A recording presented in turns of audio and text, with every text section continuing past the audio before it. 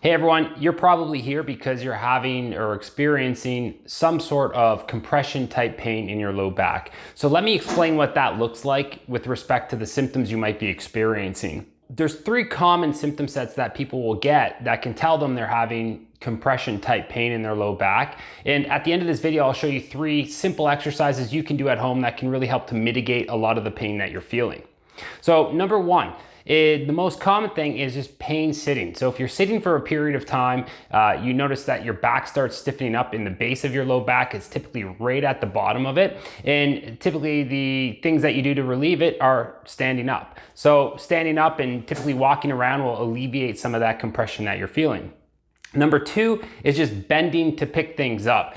Typically bending forward will cause added compression and therefore irritate it further. So that's another telltale sign that you're having compressive type injuries in your low back. And then the last thing is actually getting up from a seated position or when you're lying down. So I'll link to a video where it talks about how to get up properly from bed or from a couch that you're lying on. And that will help to reduce the compressive strains. But that's another telltale symptom. Those transitions from sitting to standing or laying down to standing, that can really cause discomfort and pain.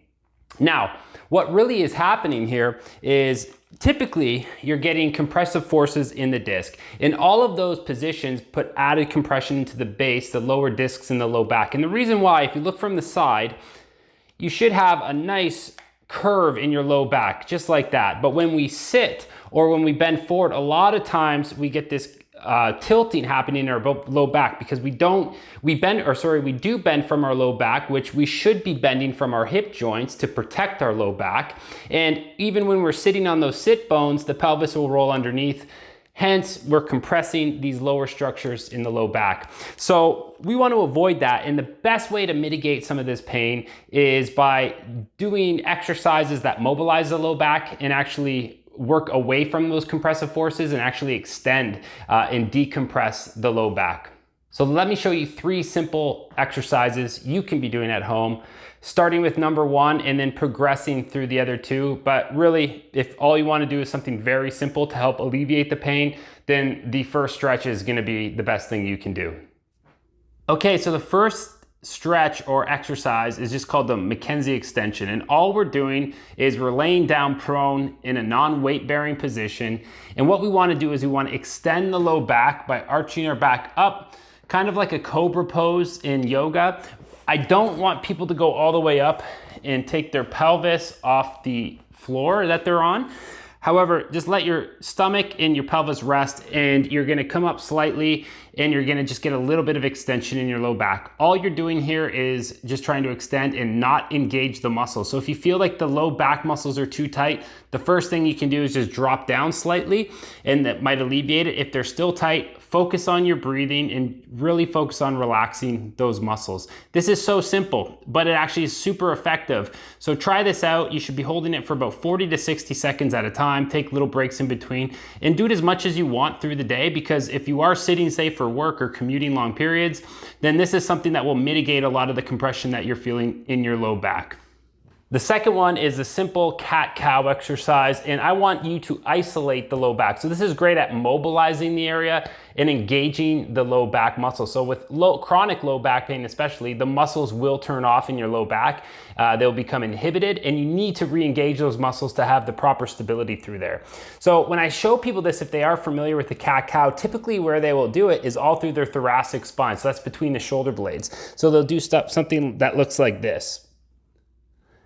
And that's great, but we're trying to target the low back. So a couple things that you want to do is we want to isolate right at the base here, right above the belt line. And really what we're doing is doing pelvic tilts. So we're going to drop the pelvis down. You're basically sticking your butt up in the air, and you're going to tuck your pelvis in. And I always tell people to never compress at the ceiling, or when you go down to the base, don't force those end ranges. Just tap the ceiling and tap the base, work between them, and you're looking to try to get smooth, controlled motion. So a lot of people, when they're first doing this, they have a tough time engaging the low back muscles, but two, they'll see that they're getting a stair-stepping pattern or a ratchety pattern where it goes in stages, and they don't have smooth, control of their low back. So it will stair step up and down. And after about 2 weeks of doing this, you'll know that you'll have better engagement through there. So focus, go from the bottom, 1, 2, 3, and then 1, 2, 3, back down. And if you're having a real tough time trying to isolate the low back, I find one thing that is helpful is if you walk your hands forward, kind of lean over your shoulders, over your wrists and hands, but this opens up your hip joint. So a lot of people, if they're sitting back too far, they have a really tough time getting movement through their hips and their low back. So if you walk it forward, open up that angle, and it's a little bit easier to isolate that part of the low back. Now, the last one I want you to do is called the bird dog, and it's a variation of it where I don't want you using your upper body because we're trying to focus on the lower body and engaging the low back. And, you know, start in the downward position. So your back is tucked down, you have a bit of an arch in your low back. That curvature is putting your low back in a protected position. So you're always gonna start there. We never wanna start where we're rounded through our low back because that is causing the compression in the first place. We wanna mitigate that position and mitigate the amount of strain on the low back. So we're gonna arch our low back to start, not forcefully, but just in a good neutral type position for that curve. And what we're gonna do is we're gonna extend our leg back. We don't want to go up like this, and we don't want to rotate our hips so you can see your glute muscles aren't engaging and low back muscles aren't engaging the same way. We're basically cheating. So we just want to bring it up slowly, nice and straight behind us. And picture that you have a bowl of water on your pelvis and your low back, and you don't want any water spilling out of there. So you're going to keep it like that. As you get better, you can hold this for up to about 5 to 6 seconds. Bring that down, and you can alternate legs where you bring that back right behind you. So this is engaging the lower or the glutes as well as the low back, and that's going to help to provide a lot more stability into your spine. So hope that helps. It's going to mitigate these compression forces.